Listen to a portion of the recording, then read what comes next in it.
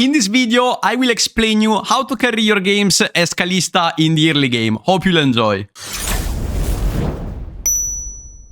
So, the first thing that I advise you is to go watch one of my previous videos, which is basics with Kalista, something like that. I will put it on the upper right of the screen so that you can click it, and this will give you all the basics that you need to understand with this character. From here, you can just start watching this video, and here we talk about all the things that I love with Kalista and things that I don't really like with Kalista. So, the first thing that I don't like with Kalista is to go for Doran's Bow. Doran's Bow is pretty bad. I personally don't like it that much. I usually tend to go for Doran's Blade because it makes me a bit more strong on 2 versus 2 environments, and I don't like going Doran's Bow because it just makes me a bit too squishy against specific characters. As you guys can see, I'm playing against Draven Silas, and Draven Silas, well, they have a lot of damage. I always like to have a bit more HP with Kalista because if I make a mistake, I'm not gonna lose right away. Now, this is one of the hardest matchups for Kalista. Usually, you tend to never win this, but maybe, who knows, we'll actually look for it. Ooh, I made a mistake. Yes. We got a lot there. Ooh. So, yeah. We could have looked for a really cool angle there. I had all my little tempo stack, the enemy didn't. But that's still a pretty good amount of damage. And the enemy still looking to fight us, which is pretty good actually, if you ask me. We can look for a really good angle against them.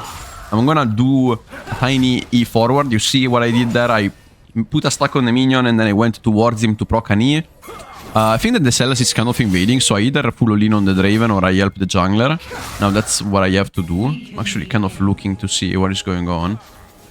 Celas is looking for something, but it's a bit sketchy. I have no idea of what this guy is doing. Okay. He has barrier still, so we're gonna keep it in account. And here we are. That's the first kill of the game. Nice. So we got 2 kills, and as you guys can see, that's already a pretty good start. Really, really good. We used our barrier, our flash. But in the end, I will say that if you start playing this way against a Draven lane, that's it's actually quite awesome. So that's the first step, right? So as you saw, the first important things when you play Kalista are mostly the rend reset with the minions, so that you can trade both on the enemy and just get advantages, let's say. From this position, I like to go vampiric this game, especially if I'm ahead. I can sustain myself in the laning phase. That's the most important part when you have a Draven lane. Some people will be like, oh, why didn't you go for Berserk Greaves? Okay, hear me out. First of all, we're not gonna go for Berserk Greaves this game. We are gonna go for Plated Steel Caps. Plated are so much better against the Draven Rengar. You will go for that, okay? Absolutely. And then we're gonna eventually go for some other defensive items against the AP characters, the Zac, the Akali, the Sylas, but we need Plated against Draven. And the Berserk Rush, while it's pretty good, I would rather go for Blade Rush most of the times. I just enjoy it a bit more from a damage perspective. It works usually way better than just rushing Berserks. I never had much success with Berserk Rush unless I had something like Emilio. So my advice for you, especially if you're starting out on Kalista and you have no idea on how to play here, is not to rush shoes because it's actually way harder. It is to rush Blade of the Ruined King if you can. Another thing, some people will be like, why are you not rushing Static? Well, I'm not rushing Static because I like Kalista to be a tank killer. So if I have to deal damage to the Zac, let's say, I want to be able to do that. And that's why I like to go Blade. I want to have the pressure to kill enemy tanks. If you don't go for Blade, it is not that good to actually play, let's say, the Kalista. I love her a lot because you can get a lot of advantage or value from no flash. That's really pretty good. Now we're gonna E, the guy's half HP, and you see we kind of sustaining ourselves by still delivering autos in the wave. I want Draven to stay slightly higher, so I'm gonna call it, okay? I'm gonna call Draven to be, excuse me, the guy to go a bit higher. I got 1 kill. The guy's no flash, so we're sort of lucky. But he might actually kill. I have my Q in a few. Q-E! Nice. That's exactly what we wanna see. And from here, we're gonna shove this wave and simply base again. See, that sustain from the Vampiric does help out a lot on on not dying, let's say. This guy's 1 HP. I can Q him. Oh my god. I probably shouldn't have steal it, actually. Usually with Kalista, you don't want to steal too much. My main advice is to not steal too much, because your character kind of falls off quite hard. So taking every kill is sort of wrong. Even here, I wouldn't go for refillable potions. You already have Blade of the Ruined King. Generally speaking, you wanna have only one lifesteal item, that's more than enough, and I wouldn't spend too much on potions or even refillables. Well, refillable are pretty good, okay? They are really good, and you can buy them if you wish, but I already know how to play Kalista well, let's say, so I don't need refillable potions, and the enemy has no poke at all, so I decided that in the end I didn't need that. Now, we have blue buff, which is pretty good. And you see, like, my runes are pretty simple. I'm also gonna show them on the screen. The important thing when you play Kalista is to always go sudden impact. Sudden impact makes you deal true damage when you jump. It's really easy to proc it with Kalista. I think this is a really easy fight. And then you see what we did here. We did Q into E so that the guy is slowed, but I still have my Rend, which eventually makes us kill the guy. Now, we're currently playing in Diamond, guys. This is not an insanely high league, but it is more than enough to showcase how to play a character most of the times. And we're playing pretty well, I will say. You see the tech of like using a minion to then slow him and then just like use the proc to slow him. Always works really well. And from that position, the guy just couldn't do anything. Now, I kind of want a base, and I explain you why I want a base here. From is hitting the wave for no reason. I kind of want a base because you see that the Hecarim pathing is towards bot lane. And we want to play for Drake. Playing for Drake as Kalista is kind of important. Mainly because that's the whole purpose of the character. If you're playing Kalista, your objective is to get 3-4 Drakes, possibly, and make pressure in this way, or even with objectives. Because this character has basically a second smite, and when you're ahead and you have pressure the whole game, you should be calling for Drakes. So now we're gonna call for Drake. Hopefully they're not doing it right now. And if they're not doing it, this guy is basing, so it's a bit sketchy if they're doing Drake right now. I got him now. And now we're just gonna hard force the push by hard shoving. Another thing that I love of Kalista is, you see, you can hard force a big wave right away. And you don't feel that bad on it. Now the guy ults, but Rengar is quite late, so we're just gonna simply face check the guy and he's gonna die. So the Rengar was a bit higher compared to him, so it was a bit hard for him to actually play this out. Now the Rengar is there. Can't really play here. And we're gonna get this Drake, which is pretty good. 7-0 game. We're playing really well. And even here I want to show you that Kalista ultimate should never be capped too much. I am a fan of like just simply using it. You go there, force the ultimate. Boom, that's fine. We didn't play that well. Probably would have done a bit better with the flash. If the guy flashes, we force the flash, but that's fine. I'm not a fan of keeping my ultimate too much if I have an engager. While instead, if I have an enchanter, I like to keep it to make him safe. The enemy comp doesn't have a particular way of killing Braum right now. So that's fine. Better than using it during my teamfight, let's say. Absolutely. And you see, once you reach Blade of the Ruined King, your laning phase is so valuable because you have so much lifesteal compared to static. With static you can perma push, sure, but if you get a better trade-off, you simply have to base this guy's flash, so he's gonna flash. Oh my, I haven't saw that, I had no tower. He's gonna flash and he still dies. Wow, this laning phase is quite cooked if you ask me. And even here, you see, with the lifesteal that I have here, I can simply just take this wave with no problems. I advise to go Blade as well, because soon there's a new patch where Berserk Greaves will be buffed, and going Healing Boots is worse, probably. It probably will be worse. Because of that, I heavily advise to go for Attack Speed Boots, and then Blade of the Ruined King. Well, instead, if you go Static, you usually go Healing Boots, and then Static. But we're gonna see if this is actually the case. Again, I'm a huge fan of Blade of the Ruined King Kalista. It makes every 1v1 really, really strong, especially against those annoying tanks that sometimes you might find in your games. Stuff like Ambessa is never gonna die if you go Static, but if you go for Blade, well, spear by spear by spear, sooner or later you should be able to kill them off, let's say. Alright, so Akali made a rotation here. I'm not a fan of this. We're just gonna call right away that I wanna go where the Draven is, even if we didn't take the tower yet. Some people, they ask me about when are you roaming to, like, when are you rotating towards mid lane? Well, I rotate towards mid lane first of all when my quest is, like, you know, finished. We need really few points for the quest to finish, so we can already go there. And second of all, it's also when, like, the enemy team, which is really weak, decided to rotate a bit earlier than us for no reason. I don't want to play against the Akali, which is fed. I want to still play where I am strong, and this is the case for it. You see, we have the quest, we have everything. And I usually rotate as well when there's an objective ready. In this case, there's no objective, but the enemy just decided to rotate. So, again, I want a match because I am stronger than them. And I don't want to leave them just walk away for no reason.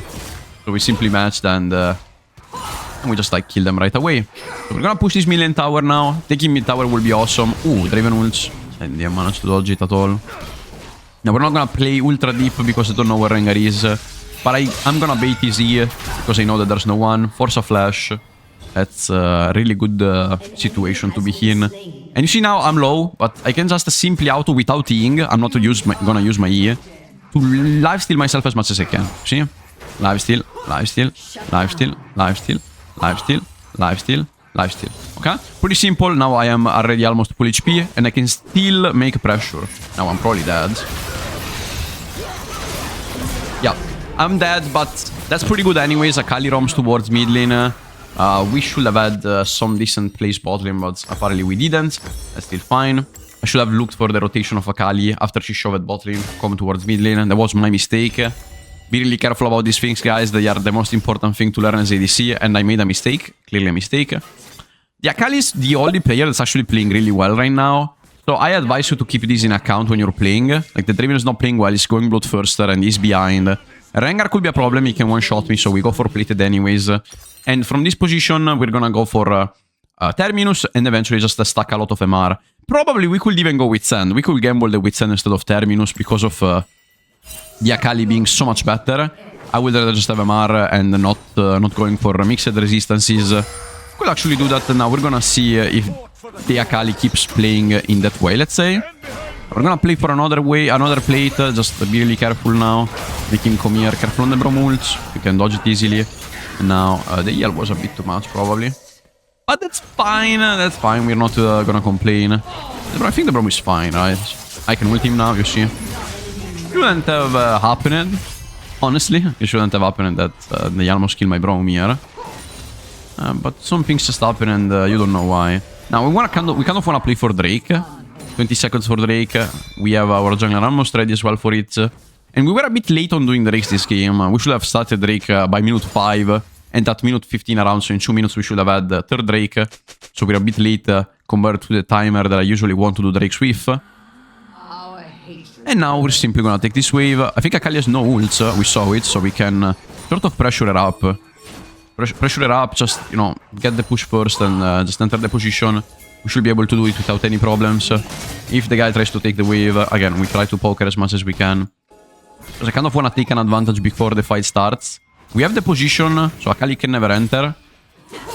Okay, she has no E. We're forcing out a lot of stuff, and personally, I will start this Drake without any pro... But Akali? Akali's making a mistake here. Ooh. Oh my god, there's a lot of pinks happening. I think the flash forward was overall pretty good. I didn't kill him. Ooh. I have no barrier. Okay, we finally did it. Oh my god. Oh wow, this guy didn't expect him. If I expected that Zac actually would have lived, but I didn't think about him. Yeah, we don't have a really bright top laner, but at least we take the top lane tower, which is not bad. Get the Gins off, and again, I will go with Sand this game. I personally think that the mix of like plated plus like MR will help us a lot. When you play this character overall, your objective is to be as tanky as possible. So if you have a mix of like resistances against a comp that's a bit more mixed, I would always advise to have it. And that's the case for us, so pretty good. Now, hopefully we can get the next Drake. I made a few mistakes here. Should have killed the Sylas right away with my E. But I didn't pull it off. I'm just yapping too much. You know, when you yap too much, it just doesn't work. Now, the guy is still looking for me, but he has no ult. The guy didn't get me. Oh my god, never mind, he got me. What a character. Oh, hit him! Okay, we're fine. Please. Nice, we got a double kill anyways. Okay, pretty good kills. I'm pretty sad that we can't really go Drake again. I thought that with my MR I wouldn't have died, but apparently I died. You know, some things never change. I believe that we should be playing for the Drake here. We can easily stop it. So we're gonna call our team to enter that position. The Rengar is quite slow at like doing Drake, so I think that we should be able to stop him. Come on, come on, come on, come on, come on, come on, come on. We need to go for it. The Braum going in is so lovely. I love that. I think this is a pretty good fight. And in fact, we're gonna kill one. And yeah, I think that Hecarim should be fine. I'm not gonna ult the Braum there. Yeah, it's fine. Pretty good. We take everything outside of the Drake, sadly. Yeah, taking no Drake is a bit sad, but our next objective could be simply to go for the Nash, right? Or the Heralds. Oh my god. Oh my god. You would like, this guy's playing mid lane. Okay, that's my fault. I didn't expect that this guy's just not playing laning phase at all, so that's just a bit sketchy again. I gotta keep in mind that this Zac is just like not playing top side at all, because we have no pressure top lane. Like, this guy should be pushing way faster, but I feel like he's quite slow at doing that. He was probably dead as well, I don't remember well. So yeah, we made a few mistakes here and there, and you should be really careful as Kalista. You don't have an insane lead, as I told you. Like, you go ahead, and then at a certain point you're kind of like a piece of shit. And your advantage was mostly playing Drakes and such. So we had a great lane, we had everything great. But as you can see, at a certain point you simply fall off, and your team is not playing that well, or they don't have resources. Well, it's 99% on you, and turns out to be sort of a bait for this character to go ahead, because you're just stealing resources in the end, and it just doesn't work that well. Alright, I would love to finally force this million tower.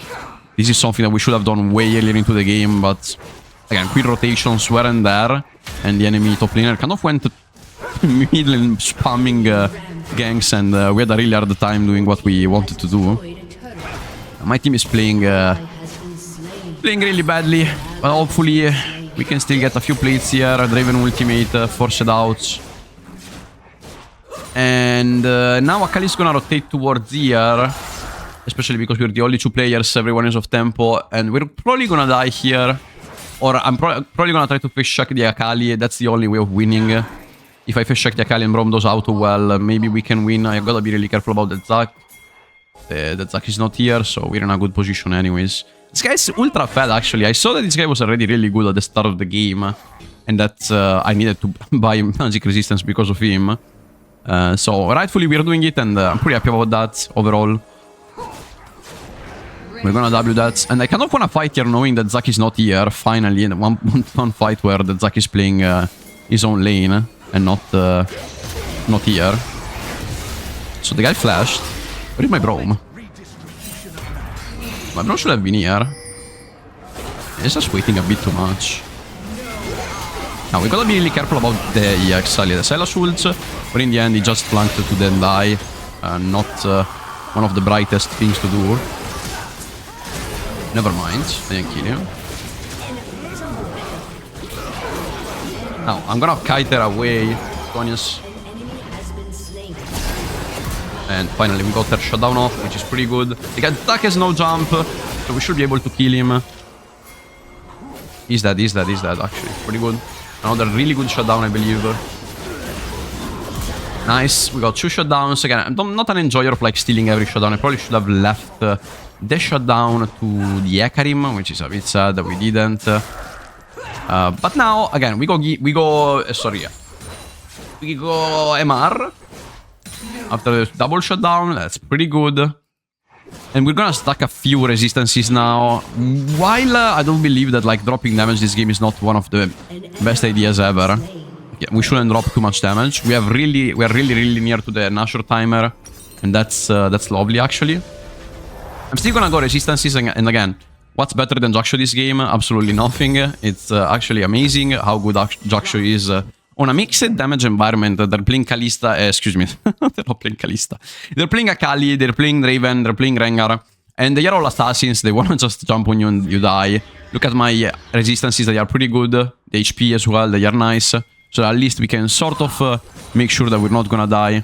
Now I do believe that Hecarim wants to do another few like camps, and then we can hypothetically just like start looking for the Nash. Important thing when you play Kalista is to at least secure one Nash. You do have basically a triple smite, and if you don't manage to do that well, the character is starting to fall off a lot the later stages of the game. There are cases where Kalista, it's actually not that bad, but in a late game stage, but most of the times they might actually counter pick you with a poppy or stuff like that. And in that case, you're not that strong. Okay, so enemy team decides to play for Drake, and guess what? We are gonna simply say, well, take your second Drake, I'm gonna start Nash, and if you don't contest, well, you lost Nash. So the enemy team has to reply to this. I think we're gonna force them to reach here. They probably saw that we started Nash. And again, I hope that my jungler sort of like understands. If the guy engages, that's pretty good. I kind of stopped him, that's nice. Now let's please low. Let's see what happens. We killed off the Rengar, which is nice. Picked off the Rengar before the fight even starts. You see, like, the damage that we're doing on that guy is pretty good. Now, the Kalista here. Ooh, wonderful ultimate by the guy. And just like that, we won the game. The decision of going for Drake was really weird by me. They should have taken the Nash position instead. The Nash position is so much more important here. The reason being that the Nash is simply one of the best objectives in the game, right? It's actually one of the best objectives in the game compared to Drake, which is kind of like whatever. There's Rengar though, and my jungler is not here, so I have to smite, I believe. I'm gonna try to out as much as I can. Possibly my smite will outsmite. That's a really weird situation that we're in. Oh my god. Okay, so I have a smite, thank god, of 2k100, but I didn't really enjoy my Akarim going for Drake while the guy was alive, honestly. From here we're gonna go for Guardian Angel. Guardian Angel is pretty strong. It's a really strong item because you are safe, but you also deal some decent damage. Kalista, generally speaking, scales with AD. So with this character, even if you're on it, you wanna stack AD later on into the game. After you have 3 on it items, I advise to stack AD or Lethality. AD or Lethality, both are fine. I like a bit more full AD items, such as again, Guardian Angel is pretty good because you have 55 AD, and it's also safe item. But anything that goes AD, really, not towards the crit, you can even do like bruiser items as long as they have AD. So you literally can play whatever you want in this slot, Death Dance, anything you can think about that can both make you deal damage and also make you deal, like make you have more HP, let's say. So we're gonna take this one now. The Celeste might actually come for me. And now we're gonna Q him. I'm gonna ult. Maybe? The guy has no E. I think he's dead. Yeah, I saw it well. The guy had no E. He will have to use the flash. Now we're gonna rotate towards bot lane to take the T2 bot lane because that's the offside tower. Yeah, when there's an offside tower, and we're gonna dodge this guy. Ooh, played out really well. But eventually, Malzahar is a broken character, guys, and he just decided to press the ultimate button and we win ultra hard. You guys can see that, like, the guy is quite fat. Like, the Akali is quite fat. But we have 136 MR. That's a pretty good number. And that makes us quite tanky again. Like, we have a tanky build overall. 150 armor, 136 MR. So that we can kind of like secure that we're able to do the extended fight without actually dying. Because the problem of Kalista is not the damage. The damage is quite high. The problem of Kalista is how much you can stay into the fight without being low. Because eventually your DPS is going to increase the more you can stay into the fight. So now we have no Infinity Edge. I would love to get this tower here so that we can get Guardian Angel in base. Another plate and we are there. Okay. Be really careful on not overextending too much here. I think that we are already overextended in reality, so hopefully no one dies. Gonna try to base really quick. We have Nash base. Wonderful. And we're gonna get Guardian Angel. So no, I am safe. There's only one guy which died. The guy also flash ulted that, which is kinda crazy. And now we have Guardian Angel. We have 200 armor, 132 magic resistance. And that's your objective as Kalista in the later stages of the game. Simply have more resistances and keep the same damage that you would have in the mid game. And simply change it slightly by having more AD. Now, we're gonna push mid lane, try to look for this tower, and eventually close the game now. We have a pretty good score. Okay, in this game I felt like I stole a bit too much. When you play Kalista, you will feel like you can take a lot of kills. But most of the times, again, I advise not to take too many, even if you're really good mechanically. Just to make sure that your team feeds as well. For example, a fed Akarim is always good to have. I like to feed my jungler a lot, and if he plays stuff that statistically checks the enemy, it is pretty good to do that. Oh my god, we are just... almost. You see? And that's also what I mean with like Kalista dealing damage to tanks. If you don't have Blade there, I will have dealt like 3 damage. But if you start stacking again one by one by one when you have Blade of the Rune King. The attack is actually killable, and it is based on how much time you can stay into the fight. That's how you deal DPS against those characters. Now, we're gonna take this one. Careful on the Akali. Don't really wanna fight when we're playing 1-3-1. But the guy has no E. So if the guy has no E, I'm just gonna boldly walk here. And that's fine. She hit towards the guy, unfortunate. She has Zonias as well, but again, Malzar is such a broken character, guys. I don't know. It's actually a broken character. And, you know, let me know down in the comments, guys, if you're enjoying this type of videos and this helped you out improving Kalista. We made a few mistakes in mid lane, but eventually we played overall well. We should have played a bit faster with Drakes. That's what I kind of regret not doing, especially when going ahead against a Draven. But overall, that's a pretty good game. We're gonna hit this one. Dodge, dodge, dodge. See that we're kind of tanky to this point. And they can't even kill us at this point. It's just like amazing, really. No! Oh my god. I flashed into it. That's kind of my bad. Oh! No. Okay, wait, what? Oh my god. Wait, have I won? I kind of need to lifesteal myself. No! Okay, he has nothing to... Okay, I have to jump. That's my fault, guys. I actually flashed into it. But yeah, that's the game, let's say. So from here, I'm gonna go a bit more damage instead. You see, you can go for any fighter item that you want. I just want to mention that. For example, now I see that the enemy has some annoying anti-healing, on the stack. So you can simply go anti-heal with the Kempang Sword. Instead of armor penetration, that's quite worse, at least from my perspective. With Kalista, you can already deal damage with Blade. That's why I love Blade. If you don't go Blade, you can go armor penetration here with anti-healing. But you don't need armor penetration as Kalista. Like, you simply need... to have a percentage damage item, because this is what's gonna make your DPS consistent against the tanks. Alright, here we are to the end of the game, guys. I hope you guys enjoyed this video. Oh my god, they're not dying. Okay.